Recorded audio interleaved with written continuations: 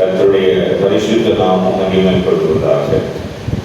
இன்றைக்கு நாம் எலியா தீர்க்கதரிசியை குறித்து தியானம் செய்யப்போம். எலியா தீர்க்கதரிசி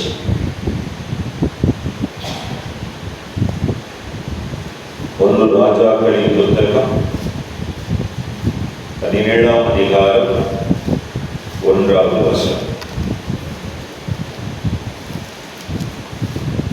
கீலேயாத்தின் குடிகளிலே திஸ்பியனாகிய எலியா ஆகாபை நோக்கி, என் வாக்கின்படியே அன்றி இந்த வருஷங்களிலே பனியும் மழையும் பெய்யாதிருக்கும் என்று இஸ்ரவேலின் தேவனாகிய கர்த்தருக்கு முன்பாக நிற்கிற நான் அவருடைய ஜீவனை கொண்டு சொல்லுகிறேன் என்றான்.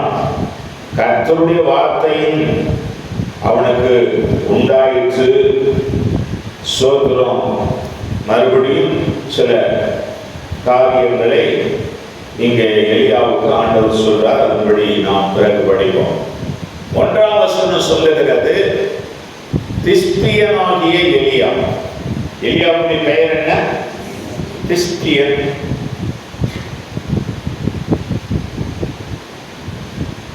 திஸ்பியனாகிய எலியாவுக்கு கர்த்தருடைய வார்த்தை உண்டாகி ராஜாவாகிய ஆகாபை நோக்கி அவன் தீர்க்க தரிசனம் சொல்றான்.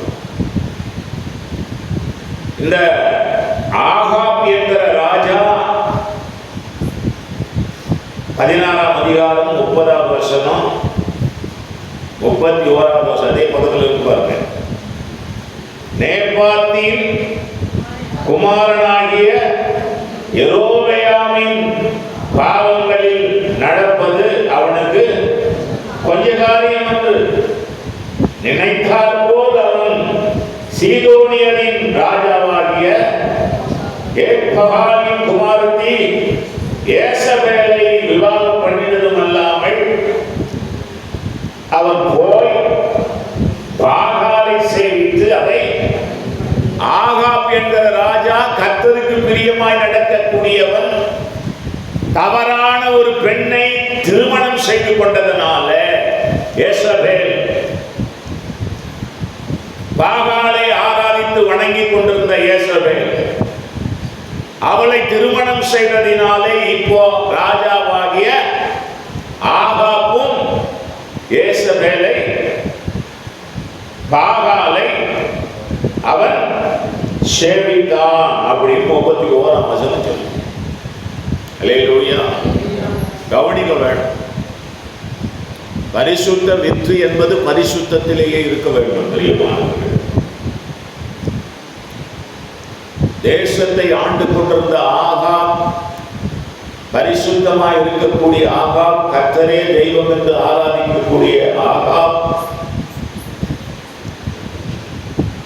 ஏசபேல் என்று சொல்லப்படுகிற ஒரு பாவ ஸ்திரியை, விக்கிரக ஆராதனை பண்ணுகிற ஒரு ஸ்திரியை அவன் விவாகம் பண்ணினது மட்டுமல்ல, அந்த ஸ்திரீ ஆராதித்து வந்த பாகாலை சேவிக்க ஆரம்பித்தான். 32 தான் சமாரியாவிலே கட்டின பாகாலின் கோவிலில் பாகாலுக்கு பலிபீடத்தை எடுப்பித்தார். இந்த காரியத்தை 33 ஆகாப் ஒரு விக்கிரக தோப்பை வைத்து இஸ்ரவேலின் தேவனாகிய கர்த்தருக்கு கோபம் உண்டாக்கும்படிக்கு தனக்கு முன்னிருந்த இஸ்ரவேலின் ராஜாக்களை எல்லாம் செய்ததை பார்க்கிலும் அதிகமான பாவங்களை செய்தான். தேவனுக்கு கோபம் உண்டாயிற்று. தேசத்தின் மேல் சாபம் வந்தது. ஏற்கனவே பல முறை சொல்லி இருக்கிறேன், தீமைகள் தேவ பிள்ளைகளுக்கு வரவே கூடாது. அல்லேலூயா. வருகிறது என்றால் நம்மை தான் கொஞ்சம் பரிசோதிக்க வேண்டும். நாம் தேவனை விட்டு விலகி போனோமோ, தேவனுடைய சத்தியத்தில் இல்லையோ, பரிசுத்தமாய் வாழவில்லையோ, கர்த்தரை ஆராதிக்கவில்லையோ, இல்லை என்றால் அந்நிய தெய்வங்களுக்கு உட்பட்டு விட்டோமோ, கர்த்தருக்கு பயப்படுகிற பயம் நம்மில் இல்லையோ, நம்முடைய வீட்டில் ஏதோ அந்நிய காரியங்கள் உள்ளே நுழைந்து விட்டதோ என்று நம்மை தான் சீர்தூக்கி பார்க்க வேண்டும். நாம் இந்த விஷயத்திலே கவனமாக இருந்தால் நம்மை மேற்கொள்ள ஒருவனாலும் முடியாது. அல்லேலூயா, அல்லேலூயா, ஆமென். ஒவ்வொரு நாளும் தேவனுடைய கிருபையினால் நாம் வளர்ந்து பெறுவோம். இதில் ஜாக்கிரதையாக இருந்துட்டோம், சூப்பர். ஒருவேளை இப்படிப்பட்ட பாவங்கள் நமக்குள்ளே வந்துவிட்டால் நம்முடைய வளர்ச்சி, நம்முடைய பெருக்கம், நம்முடைய காரியங்கள் சரிவை நோக்கி போய்விடும். அப்போ ஆகாப் ராஜா எசபேல் என்ற அந்த ஸ்திரீயை விவாகம் பண்ணின ஒரே காரணத்தினால் தன் தேசத்தையே மாற்றுகிறான். விக்கிரக ஆராதனைக்கு உட்படுத்திட்டான். பாகாள் என்கிற அந்த விக்கிரகத்துக்கு உட்பட்டு எல்லாரையும் மாற்றுகிறான். தேவனுக்கு கோபம் வந்து மழையும் இல்லை, அப்புறம் பனியும் இல்லை, தேசத்தில் உழவு இல்லை, சாப்பாடு இல்லை, பஞ்சம் உண்டாயிற்று, ஜனங்கள் பிள்ளைகளை வெட்டி தின்ற அளவுக்கு ஆயிட்டாங்க. அல்லேலூயா. அப்போ தேவன் இப்படிப்பட்ட பாவம் நிறைந்த நேரத்தில் ஒரு மனுஷனை எழுப்பியிருந்தார். அப்படி எழுப்பப்பட்டவர் தான் இந்த எலியா. கவனிக்கணும், தேவன் திடீர்னு ஒரு மனுஷனை எழுப்புவார். எழுப்பி போய் சொல்லு. அது யாரா இருந்தாலும், ஸ்டீபன் கூட சொல்லலாம். யாரெல்லாம் தவறுகிறார்களோ அவர்கள் எல்லாரையும் எச்சரிப்பார், பரிசுத்த ஆவியானவர் ஏவுவார் என்கிறத உணரணும். கோபப்படக்கூடாது. சில நேரங்களிலே நாம் கோபப்படுகிறோம். உண்மையாய் இருக்கும் பட்சத்திலே உணர்ந்து மனம் திரும்பி விட வேண்டும். அது நமக்கு நல்லது. கோபப்படக்கூடாது. என்னை இப்படி கேட்டாங்களே, அப்படி கேட்டாங்களே, இவங்க அப்படி சொன்னாங்களே, வேண்டாம். உண்மைதானே அவங்க சொன்னது. கர்த்தர் பேசுறார். அல்லேலூயா. கர்த்தர் பேசுறார். நம்மளை நேசிக்கிறதுனால தான் பேசுறார். ஆமென் சொல்லுங்க. இல்லைன்னா பேச மாட்டார். நம்மள அவருக்கு பிடிக்கலன்னா பேச மாட்டாருங்க. ஸ்டீபன் அவருக்கு பிடிக்கிறதுனால தான் யாரையோ ஒருத்தர் அனுப்புறாரு. போய் சொல்லுப்பா, அவனுக்கு சொல்லு, கொஞ்சம் புத்தி இல்லாம பண்றான், சொல்லு, அவனுக்கு கொஞ்சம் புத்தியோடு நடந்துட்டு சொல்லு, அறிவோடு நடந்துட்டு சொல்லு. என்ன அவருக்கு பிடிக்கலன்னா அதை செய்ய மாட்டாரு. அல்லேலூயா. தாவீதை அவருக்கு ரொம்ப பிடிக்கும்ன்றதுனால தான் தீர்க்கதரிசியாகிய யாரு நாத்தான் அனுப்புறாரு. இல்லைன்னா அனுப்ப மாட்டாரு இல்லையா? ஆனா அனுப்பவங்க மேல கோவப்பட்டு நம்ம எரிச்சல் அடைகிறோம் சில நேரத்தில், இல்லையா? உண்மையாக இருக்கும் பட்சத்தில் நிச்சயமாக அது எனக்கு நல்லது, நான் தான் மனம் திரும்ப வேண்டும். ஆனால் இந்த ஆகாப்போ இந்த எசபேலோ மனம் திரும்பவில்லை. ஆகாப் எசபேல் ரெண்டு பேரும் கூட்டு சேர்ந்து அவனை பிடி, எவனை பிடி? எலியாவை பிடி, அவனை அழிக்கணும் அப்படின்னு திட்டம் போடுறாங்க. கர்த்தர் உடனே அவனோட பேசுறது, போயிடு. அவன் கேரி தாற்றங்கரையில் போயிட்டு ஒளிந்திருந்தான் அப்படின்னு வசனம். ஊருக்குள்ளே பஞ்சம், தண்ணி இல்லை, சாப்பாடு இல்லை. இந்த நிலையில் எலியாவுக்கு ஆண்டவர் தண்ணீரையும் காகங்கள் மூலமாக அவனுக்கு இறைச்சியையும் அப்புறம் அப்பத்தையும் கொடுத்தார். அல்லேலூயா. சில நேரங்களில் சில காரியங்களை தேவன் தரும்போது ஏற்றுக்கொள்ள வேண்டும். ஆமென் சொல்லுங்க. அல்லேலூயா சொல்லுங்க. அல்லேலூயா. நமக்கு பிடிக்காது அது இதெல்லாம் சொல்லக்கூடாது. ஊழியத்துக்குன்னு வந்துவிட்டா எங்க வேணாலும் போகணும், யார் என்ன கொடுத்தாலும் சாப்பிடணும். அல்லேலூயா. ஆம். இப்போ ஆண்டவர் இந்த எலியாவை காகங்களை கொண்டு போஷிக்கிறார். ஊர்ல பயங்கர சாவு, ஒண்ணுமே கிடையாது. ஒருவரை ஒருவர் அடித்துக் கொள்ளுகிறார்கள். எங்க அவனை பிடி, எங்க போயிட்டான், அவன் சொல்லிட்டு போயிட்டான், அவனை பிடி. நம்மளை கலங்கம் பண்ணுகிறான், நம்மளை அசிங்கப்படுத்திட்டான். நம்ம இந்த நிலைமைக்கு போனதுக்கு காரணம் யாரு? தீர்க்க தரிசனம் சொன்ன புடி அந்த பாஸ்டர். இதுதான் மனிதர்களுடைய இயல்பு. ஆனால் காரணம் என்ன? இதற்கு காரணம் யார்? நாம் உணர வேண்டும். அல்லேலூயா, அல்லேலூயா. இந்த எலியா முழுக்க முழுக்க என்ன உடை உடுத்தியிருந்தார்? என்ன உடை? தோல் உடை உடுத்தியிருந்தார். பைபிளில் தோல் உடை உடுத்தியவர்கள் ஒரு 3 பேர், 4 பேர், 3 பேர் தான் வச்சுக்கிடணும். முதல் நபர் தோல் உடை உடுத்தியவர்கள் ஆதாமும் ஏவா. இரண்டாவது தோல் உடை உடுத்தியது இவர். மூன்றாவது தோல் உடை உடுத்தியவர் புதிய ஏற்பாட்டை யோவான் ஸ்நானன். இவங்க 3 பேருமே எங்க வாழ்ந்தாங்கன்னா காடு தான், அவங்களுக்கு வீடு இல்லை.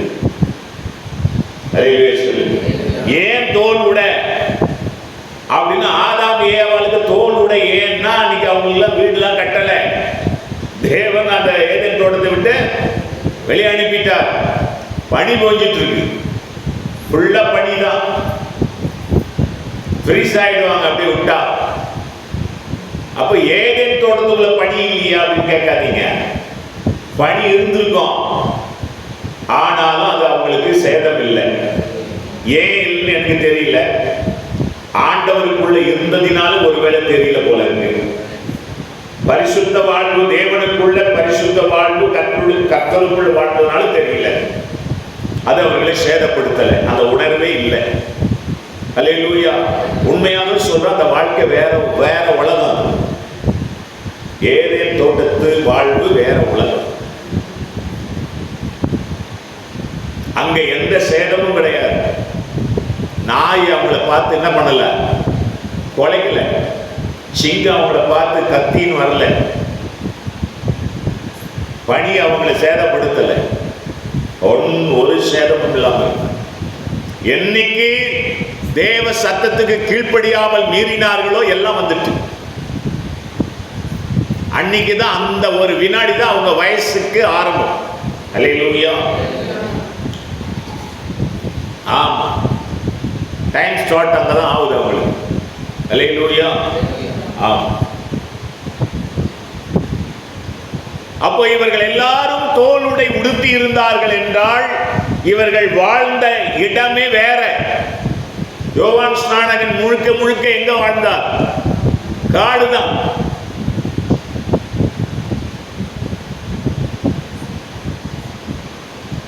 தேவனுடைய வார்த்தை அவர்களுக்கு வெளிப்பட்ட உடனே வந்து சொல்லிட்டு போயிட்டார். கர்த்தர் அவர்களை சூப்பரா போஷிக்கிறார்.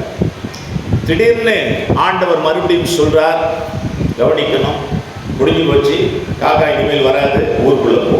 அல்லேலூயா. ஆமென் சொல்லுங்க. பிரச்சனையே இல்லாம காக்கா டெய்லி சூப்பரா அவருக்கு இறைச்சி கொண்டு வந்து கொடுத்து, காகங்கள் நிறைய காகங்கள் வந்து. இப்போ ஊருக்குள்ள போகிறார். போகும்போது போற வழியிலேயே காரிபாத் ஒரு விதவையானவள் விறகு பொறுக்கிக் கொண்டிருந்தார். அந்த விறகு பொறுக்கிக் கொண்டிருந்த அந்த விதவை இடத்திலே இங்கே எலியா கொஞ்சம் தண்ணீர் கேட்கிறார். அவள் தண்ணீர் எடுக்க போனால் போகிற நேரத்தில் கொஞ்சம் அப்பத்தையும் கேட்டார். அப்போ அவள் சொன்னாள், கொஞ்சோண்டு எண்ணெயும் கொஞ்சோண்டு மாவுதான் இருக்கிறது, அதில் ஒரு சிறிய அடையை செய்து நானும் என் பிள்ளையாண்டானும் சாப்பிட்டு விட்டு சாக போகிறோம் என்று சொல்லுகிறார். அல்லேலூயா. கவனிக்க வேண்டும், தண்ணீர் பஞ்சம் உள்ள தேசம், சாப்பாட்டுக்கு வழி இல்லாத தேசம். இந்த ஏழை விதவை வீட்டிலே கொஞ்சோண்டு மாவும் கொஞ்சோண்டு எண்ணெயும் தண்ணீர் இருந்தது பெரிய ரகசியம். அல்லேலூயா. மற்ற இடங்களில் அதெல்லாம் இல்லை. கவனிக்கிறது இல்லை. வேதம் சொல்லுகிறது பிள்ளைகளை கூட வெட்டி சாப்பிட்டாங்கன்னு இருக்கு. அந்த அளவுக்கு பஞ்சம் தலைவிரித்தாடுகிற ஒரு சூழல். கவனிக்க வேண்டும், கவனிக்க வேண்டும். இங்கே இந்த ஸ்திரீயானவள், அதாவது இந்த விதவையானவள் தன்னிடத்தில் இருக்கிற முழு நிலைமையை சொல்லிவிடுகிறாள். ஆனாலும் அதில் ஒரு சிறிய அப்பத்தை கொண்டு வா, பிறகு நீயும் சாப்பிடலாம். அல்லேலூயா. உன்னிடத்தில் கொஞ்சோண்டு தான் இருக்கிறது. கர்த்தர் உன்னிடத்தில் தான் அனுப்பி இருக்கிறார். நீதான் என்னை போஷித்தாக வேண்டும். ஆனால் உன்னிடத்தில் என்னை போஷிக்கிற அளவுக்கு உன்னிடத்தில் என்ன இல்ல, மாவும் எண்ணெயும் தண்ணீரும் இல்லை. நீயே சாகர கண்டிஷன்ல இருக்க. ஆனா இந்த ஊழியக்காரன் யார்தான் போஷிக்கணும்? நீதான் போஷித்தாகணும். அல்லேலூயா. கவனிக்கணும். கர்த்தர் அந்த கேரித் ஆற்றங்கரையிலேயே அவனை வைத்து போஷிக்க அவரால் முடியும். ஆமென். ஆனால் அந்த உத்தம விதவையை கர்த்தர் போஷித்தாக வேண்டும். அந்த உத்தம விதவையை கர்த்தர் போஷித்து காப்பாற்ற வேண்டும் என்றால் அங்கே இந்த எலியா போக வேண்டியதாக இருக்கிறது. அந்த உத்தம விதவை இடத்திலிருந்து எலியாவுக்கு ஆகாரம் கொடுக்கப்பட வேண்டியதாகவும் இருக்கிறது. ஆகாரத்தை அந்த விதவையானவள் எலியாவுக்கு கொடுத்ததினால், கவனிக்கணும், அந்த ஆகாரத்தை, அந்த அப்பத்தை, அந்த சிறிய அடையை எலியாவுக்கு கொடுத்ததினால் எலியா உயிர் பிழைத்தானா? இல்லை என்றால் எலியாவுக்கு கொடுத்ததினால் அந்த ஏழை விதவை உயிர் பிழைத்தான். இது பெரிய மிங்கல். அதுல நீ ஒன்றுமே அதில் தேடி கண்டே பிடிக்க முடியாது. பெரிய ரகசியம், பெரிய ரகசியம்.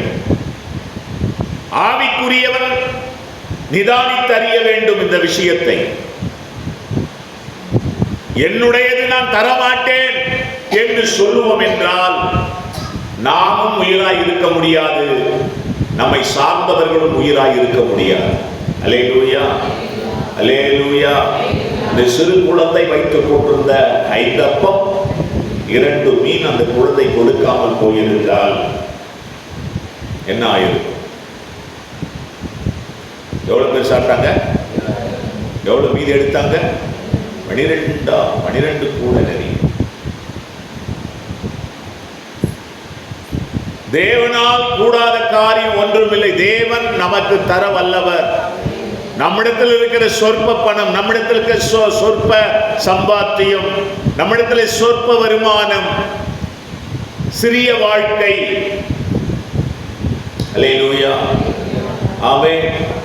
ஒரு 25 வருடங்களுக்கு முன்பதாக இந்த ஊழியம் இந்த இடத்துல வந்தபோது, ஒரு 27 வருஷம், அதாவது சபை கட்டின பிறகு, பில்டிங் கட்ட, ஒரு சகோதரி தன்னுடைய குடும்பத்தில் அவர்களுக்கு தந்த டவுரி, நான் டவுரி வாங்கக்கூடாதுன்னு சொன்னேன். டவுரி எடுத்து வந்து எங்க கொடுக்கக்கூடாது, சர்ச்சை கொடுக்கக்கூடாது, பாசிட்டிவ் வாங்க மாட்டேன்னு சொன்னேன்ல, இவங்க மாற்றி சொல்றேன். அவங்க வீட்டில் அதுக்கு கொடுத்த டவுரி வெறும் 7,000 ரூபாய் அந்த காலகட்டத்தில். இதுதான், இதை வச்சு குழைச்சிக்கப்போ. அல்லேலூயா. ஆமாம்.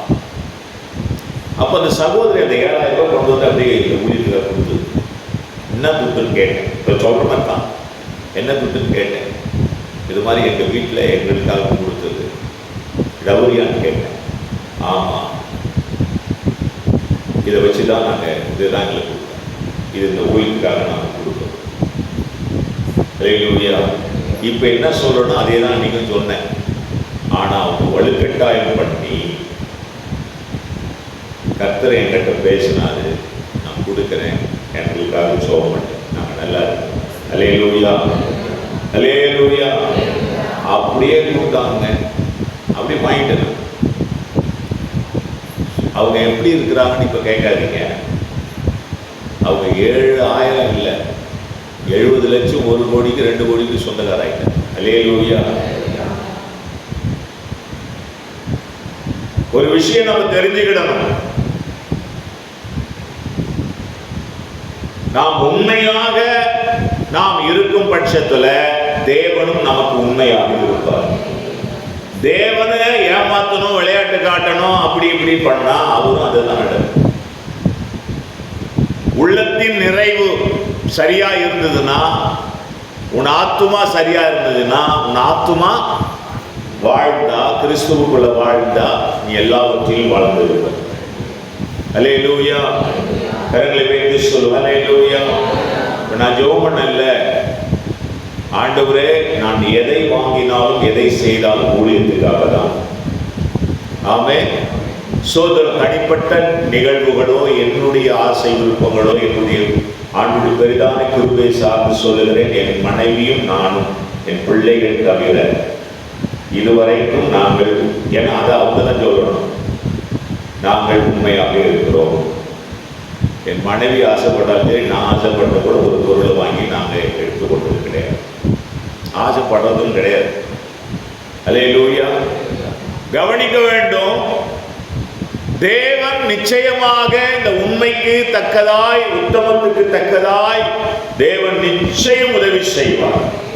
எதை செய்தாலும் எங்களுடையதையும் எங்களுக்கு உண்டான எல்லாவற்றையும் ஊழியத்துக்காகவே கொடுத்து, ஊழியம்தான், சபைதான், பொதுதான், செத்து போனாலும் ஆண்டவருக்கு உள்ள கடந்து போனாலும் அங்கே ஆண்டுடைய நாமம் மகிமைப்பட வேண்டும். இதுதான் நோக்கம்.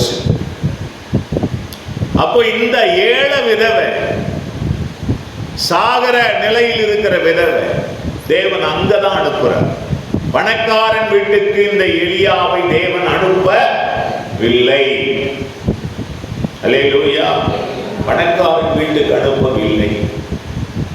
அந்த ஏழை விதவை, அதுவும் இருக்கிறத சாப்பிட்டு செத்து போகிற நிலையில் இருக்கிற விதவையை காப்பாற்றணும். அதுக்கு இந்த ஊழியக்காரன் போகணும். அல்லேலூயா. ஆமென். மனுஷன் 54 மாத்திரம். ஸோ இதெல்லாம் தேவன் நமக்கு வெளிப்படுத்தும் போது நாம் அதை குறித்து அறிந்து, தேவனால் கூடாத காரியம் ஒன்றுமே கிடையாது. அவர் ஒன்றை வர்த்திக்க செய்ய வல்லவர். அல்லேலூயா. பெருக செய்ய வல்லவர். ஆமாம். நாம் உண்மையற்றவர்களாக எதை செய்தாலும் சரி, பத்தாதுங்க, அது வீணாய் போய் சேர்ந்து போகும். கடவுள் விஷயத்தில், ஆண்டவர் விஷயத்தில், சபை விஷயத்தில் உண்மையாய் இருந்து பாருங்கள்.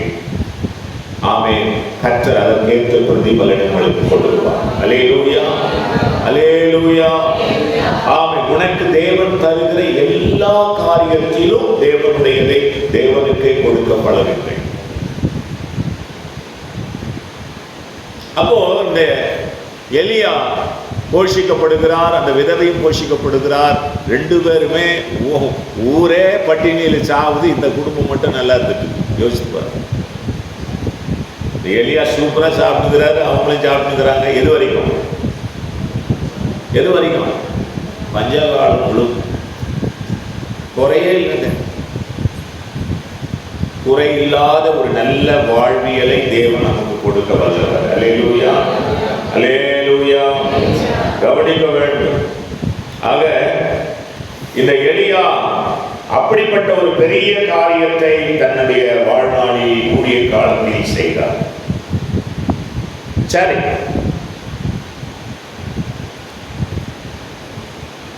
இந்த பஞ்சகாலம் முடிகிற ஒரு நேரம், எலியாவை எப்படியாவது பார்த்து எலியா கிட்ட சண்டை தான் போடணும்னு இப்போ இந்த ஆகாப் முடிவு எடுத்துட்டார். 18ஆம் அதிகாரம் 17ஆம் வசனம் 18வது வசனம். ஆகாப் எலியாவை கண்டபோது ஆகாபை நோக்கி, இஸ்ரவேலை கலங்க பண்ணுகிறவன் நீ அல்லவா? அதற்கு அவன், இஸ்ரவேலை கலங்க பண்ணுகிறவன் நான் அல்ல, கர்த்தரின் கட்டளைகளை விட்டு பாகால்களை பின்பற்றினதினால் நீரும் உம்முடைய தகப்பன் வீட்டாருமே இவ்வளவு பெரிய பிரச்சனைக்கு பாஸ்டர் காரணம் சொல்றீங்க. எவ்வளவு பெரிய காரியம். இந்த பாசு சரியா ஜெபம் பண்ணல போல இருக்கு. அல்லேலூயா. வந்து கூப்பிட்டோம் ஜெபிக்க, இந்த பாசு சரியா ஜெபம் பண்ணல. இந்த பாசு ஜெபம் பண்ணல, அதனால அந்த பாஸ்டர் கூப்பிடலாமா? அல்லேலூயா. அந்த பாஸ்டர் கூப்பிடலாமா? இப்படிதான் இன்னைக்கு மக்கள். எந்த பாஸ்டர் கூப்பிட்டாலும் நடக்காது. முதல்ல மனம் திரும்ப வேண்டியது நீ. பாஸ்டரே தேவையில்லைங்க, ஆண்டவர் போதுங்க. நீ ஒழுக்கமா இருந்தீன்னா ஆண்டவரே உனக்கு போதும். நீ பாஸ்டர்னாலேயே தேவையில்லை. நம்ம எந்த சபைக்கு போறோமோ அந்த பாஸ்டரோட கூட இணைந்து அந்த ஜெபத்தை ஏறெடுத்து அது அந்த ஆவிக்குரிய வாழ்க்கை ஒழுங்கா வாழ்ந்து போயிட்டே இருக்கலாம். நான் ஒழுக்கமா இல்லாத போது நான் எத்தனை ஜபங்கள் ஜபம் பண்ணாலும் தேவன் அதை கேட்கவே மாட்டார். அவர் கேளாதவரை போல இருப்பார். அப்போ எலியாவை ஆகாப் கோபித்துக் கொள்ளுகிறான். நீ இஸ்ரவேல் என்ன பண்ற, கலங்க பண்ற. இந்த அளவுக்கு பஞ்சம் வந்தது உன்னாலும் தான். ஏன்னா நீ தான் என்ன பண்ணிட்ட, மழை பெய்யாது, பனி பெய்யாதுன்னு சொல்லிட்ட. நீ சொன்னதுனால அப்படியே நடக்குது. காரணம் நீதான் அப்படின்னு ஆகாப் எலியாவை சொல்ல, எலியா சொல்றாரு, நான் அல்ல, நீயும் உன் தகப்பன் வீட்டாரும். அல்லேலூயா. ஆமா, உனக்கு மழை வரணுமா? கர்த்தரை தெய்வம் என்று ஆராதிங்கள், மழை வரும். அல்லேலூயா. அவங்க பாகால தூக்கி வச்சுட்டு இருக்காங்க. ஆகாபும் அவனுடைய மனைவியாகிய எசபேலும் பாகாலை தூக்கி வைத்து ஆடுகிறார்கள். 18வது அதிகாரம் 30லிருந்து 46 வசனம் வரைக்கும் ஒரு பெரிய யுத்த களம் நடக்கிறது. அங்கே பலி செலுத்துகிற ஒரு காரியம் நடக்கிறது. பாகால் தெய்வம்னா நீ பலி செலுத்து, மழை வரட்டும். அல்லேலூயா. பலியை அக்கினியினால் ஏற்றுக்கொள்ளுகிற தெய்வமே தெய்வம் என்பதை நிரூபணம் செய்ய நீங்கள் தயாரா என்று கேட்கிறான். அவர்களும் பலி செலுத்துகிறார்கள். காலையிலிருந்து சாயங்காலம் வரைக்கும் அவர்கள் என்னென்னமோ பண்ணி பார்க்குறாங்க, ஒன்றுமே நடக்கல. 30வது வசனத்திலிருந்து எலியா ஜனங்கள் எல்லாரையும் கிட்ட வர சொல்றான். பலிப்பீடத்தை அவன் செப்பனிட்டான். 30வது வசனத்தில் பலிப்பீடத்தை செப்பனிட்டான். பலிப்பீடம் செப்பனிடப்பட வேண்டும். அல்லேலூயா. 31வது வசனத்துல 12 கோத்திரங்களின் நினைவாக 12 கல்லை எடுத்து பலிப்பீடத்தை செய்தான். அல்லேலூயா. கவனிக்க வேண்டும், இதெல்லாம் ரொம்ப முக்கியமானது. பலிப்பீடம் செப்பனிடப்பட வேண்டும், ஒழுங்குபடுத்தப்பட வேண்டும். ஒழுங்கின்மையான அந்த சூழல் வாழ்வியல் ஒழுங்குபடுத்தப்படும். எப்படி வேணாலும் வாழ்ந்துவிட்டு கர்த்தர் பலி செலுத்தினா கர்த்தர் எடுத்துக்குவாரு அப்படிலாம் கிடையாது. உனக்கு அற்புதம் நிகழணும் அப்படின்னா, அதிசயம் நடக்கணும்னா உன் பலிப்பீடம் செப்பனிடப்பட வேண்டும். அல்லேலூயா. 12 கோத்திரங்களின் நினைவாக அந்த பலிப்பீடம் மறுபடியும் கட்டப்படுகிறது. அப்புறம் பலி செலுத்தப்படுகிறது. அல்லேலூயா. பலி செலுத்தப்படுகிறது. கவனிக்கிறது. பலி செலுத்தின உடனே வேதம் சொல்லுகிறது, 38ஆம் வசனத்துல கர்த்தரிடத்திலிருந்து அக்கினி இறங்கி அந்த சர்வாங்க தகன பலியையும் விறகுகளையும் கற்களையும் மண்ணையும் பட்சித்து வாய்க்காலில் இருந்த தண்ணீரையும் வத்தம் தாடி தண்ணி முதற்கொண்டு மண்ணு முதற்கொண்டு எல்லாத்தையும் அக்கினி எடுத்துக்கொண்டு இப்போ ஜனங்கள் எல்லாரும் ஆர்ப்பரித்தார்கள், கர்த்தரே தெய்வம், கர்த்தரே தெய்வம் என்று ஆர்ப்பரித்தார்கள். உடனே எலியாவும் எத்தனை பேர் 450 மந்திரவாதிகள் அங்கே இருந்தார்கள், தீர்க்கதரிசிகள், கள்ளர், விக்கிர அந்த பாகாலின் ஆவியை உடைய மந்திரவாதிகள். அவர்கள் எல்லாரையும் திச்சு அங்க என்ன பண்ணாங்களாம்,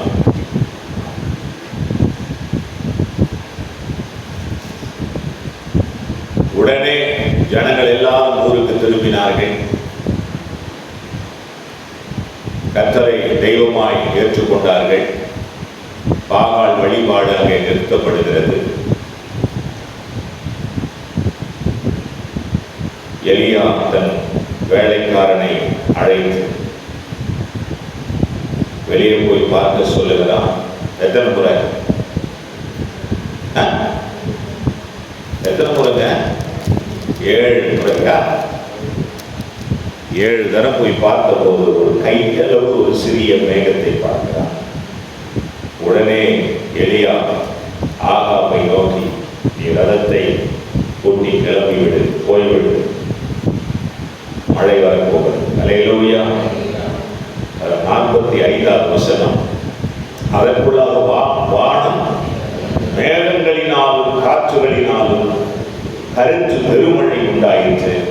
ஆகாப் ரதத்தில் ஏறி இஸ்ரவேலுக்கு போனான். கர்த்தருடைய கை எலியாவின் மேல் இருந்ததினால் அவன் தன் அறையை கட்டிக்கொண்டு ரதத்தில் போகிற ஆகாப்புக்கு முன்னாக ஓடினான். அப்படின்னா அவன் எவ்வளவு பலசாலியா இருந்திருப்பான் அப்படின்னு யோசிப்பார். அல்லேலூயா. கர்த்தருடைய கை எலியாவின் மேல் இருந்தது. பெருமழை, கையளவு மேகம் பெருமழையை கொடுத்தது. நீ கர்த்தரை ஒழுங்கா ஆராதிச்சினாலே போதையா, எல்லாமே நடக்கிறது, சரியா நடக்கணும். அல்லேலூயா, அல்லேலூயா சொல்லுங்க. அல்லேலூயா, அல்லேலூயா. நீ உண்மையை உத்தமமா இருந்தினாலே போதும், உன் ஜெபம் கேட்கப்படும்.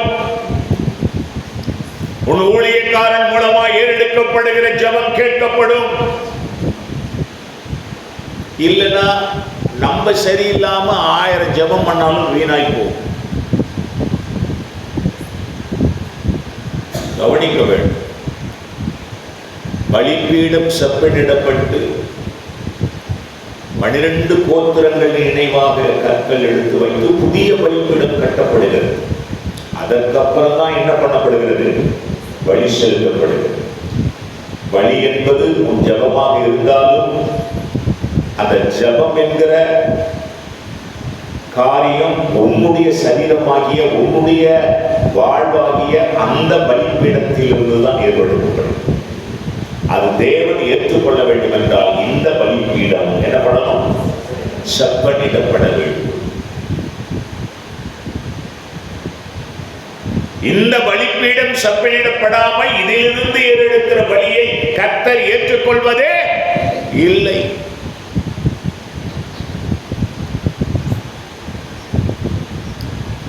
நாள் ஒவ்வொரு வருஷமும் தான் அழுதுருப்போம் அந்த ஆலயத்தில் போயிட்டு, இல்லையா? ஆனா அன்னைக்கு அழுத அழ வேற அழ, அன்னைக்கு ஒப்பு கொடுத்தல் வேற, அன்னைக்கு எடுத்த ஜெபம் வேற. அல்லேலூயா. அதனால நம்முடைய ஆவிக்குரிய வாழ்வியல் சரியாக இருந்தால் கர்த்தருடைய நாமம் மகிமைப்படும்படியாக நாம் ஏறெடுக்கிற எல்லா விண்ணப்பங்களையும் கர்த்தர் கேட்பார். அல்லேலூயா. ஒரு ஆசை, ஒரு ஈர்ப்பு இருந்தாதான். வீட்டுக்காரர் உள்ள வந்தோடனே, என்னங்க வந்துட்டீங்களா, வாங்க, முகங்கள் ஒரு அன்பு அப்பதான் வரும். இல்லைன்னா அவன் எப்ப வந்தா எப்ப போனான்னு கண்டுக்கவே மாட்டோம். அதே போல மனைவி மேல, அதே போல பிள்ளைகள் மேல. அதே தான் தெய்வம். நீ கேட்டாலும் சரி, நீ கேட்கலனாலும் சரி, உனக்கு எல்லாத்தையும் கொடுப்பார். அல்லேலூயா சொல்லு. உனக்கு நல்ல வேலை கொடுப்பார், வருமானத்தை கொடுப்பார், உயர்வை கொடுப்பார், நல்ல மனைவி கொடுப்பார், நல்ல பிள்ளைகளை கொடுப்பார், நல்ல எல்லாத்தையும் கொடுப்பார். ஆனால் நாம் எங்கே சரியா இருக்க வேண்டுமோ அங்கே சரியா இருக்கணும். வாழ்ந்தவன் காட்டினா அவர் அதோட கூட கட் பண்ணி விடுவார். அப்புறம் நூல் இருந்த காத்தாடி மாதிரி என் கண்ணை சுற்றி இருக்க வேண்டியதுதான். அல்லேலூயா. கர்த்தருடைய கண்ட்ரோல்ல இரு, கர்த்தருடைய பார்வையில் இரு. கர்த்தர் உனக்கு தந்திருக்கிற மெய்ப்பனின் பார்வையில் நீ இரு. அல்லேலூயா. ஆமா, மெய்ப்பனின் பார்வையிலே இருக்க மாட்டேன். நான் பாட்டு எங்கடா சுத்திட்டு வருது. கடைசி வரைக்கும் அதே வண்டி தான், அதே நிலைமை. நீ உண்மையாக கர்த்தருடைய ஊழியத்தில், கர்த்தருடைய சபையில், கர்த்தருடைய ஆமென் கரத்தில் நீ இருக்கும் பட்சத்தில், ஆமென், எலியா அல்ல, எந்த எலியா மாதிரி 40 எலியா வந்தா கூட ஒன்றும் பண்ண முடியாது. அல்லேலூயா. நீ நல்லா ஆனா நீ தப்பு பண்ணிட்ட, ஒரு எலியா கொண்டே உன்னை மொத்தம் கதை முடிச்சுப்பார். அல்லேலூயா. ஆமா, உண்மையா இருக்கும். எதையுமே நம்ம பெருசா ஒன்றும் சாதிக்கலாம் போறதில்லை. உண்மையா இருக்கும், உண்மையா இருக்கும், உண்மையா இருக்கும், உண்மையா இருக்கும். தப்பு பண்ணிட்டுன்னு சொல்லிடுவோம். அல்லேலூயா, அல்லேலூயா. ஆமா, நேரத்துக்கு நான் தூங்குறது சொல்லணும்னு அவசியம் இல்லைல்ல, அதையே சொல்லிடுவேன்னா எல்லாத்தையும் சொல்லிடுவேன். ஏன்னா பாசு தூங்கிட்டு வந்தாருன்னு இவன் சொல்லக்கூடாது. நாளைக்கு ஆமே நீ சொல்லக்கூடாது. அது பாசு சொல்லிடுறது நல்லது இல்லை. ஆமே நான் கீழே விழுந்துட்டேன், வரும்போது கீழே விழுந்துட்டேன், பிரச்சனை இல்லை. அது யாருன்னா பார்த்து சிரிச்சிட்டாங்கன்னா உனக்கு என்ன ஆகிடும்? அசிங்கமாயிடும். எவ்வளோ பற்றியா கேவலமாக என்ன சிரிக்கிறான், அது நீயே சொல்லிட முடிஞ்சிச்சு. அதோடு கூட அதுக்கு ஆஃப் பண்ணிடணும். அல்லேலூயா. மனிதர்கள் நாம் எல்லாரும் பலவீனர்கள் தான், யாரும் கடவுள்கள் இல்லை. அல்லேலூயா. ஆனால் அதே பலவீனத்தோடு இருக்கணும் கர்த்தர் விரும்பல. நீ பலனுள்ளவனாய் மாற வேண்டும் என்று விரும்புகிறார். அல்லேலூயா. ஆமென். கர்த்தருடைய நாமம் மகிமைப்படுவதாக. கண்களை மூடி நாம் ஜெபம் பண்ணுவோம். ஆகாப் இஸ்ரவேலின் தேசத்தை ஆண்டு கொண்டிருந்தவன், இஸ்ரவேல் ஜனங்களை ஆண்டு கொண்டிருந்தவன் தவறான போய் ஒரு பொண்ணை எடுத்ததுல தான் பிரச்சனை. அந்த பொண்ணை அவனை இழுத்து அவனை பாகாலிட போய் கொண்டு போகி அவன் என்ன பண்றான், தேசத்து மேல அதை சுமத்தி இஸ்ரவேல் ஜனங்கள் அதை பின்பற்றும்படி கட்டளையிட்டு எவ்வளோ கொடுமைக்கு உள்ளாக இருப்பார். ஒரு மனுஷன் தப்பு பண்றதுனால முழு குடும்பம், முழு திருச்சபை, அவனை சார்ந்த குடும்பங்கள், அவனை சார்ந்த ஜனங்கள் எல்லாரும் பாதிக்கப்படுறாங்க. எவ்வளவு பெரிய பாவம். ஆக இவையெல்லாம் விட்டு விலகி கர்த்தர் நம்மை காத்துக்கொள்ள, உடைய குடும்பத்தை காத்துக்கொள்ள, உடைய பிள்ளைகளை காத்துக்கொள்ள தேவன் நம்ம எல்லாருக்கும் கிருபை தரும்படி கரங்களை உயர்த்தி கர்த்தரை ஸ்தோத்திரம் பண்ணுவோம். சோதரன் சோதரன் சோதரன்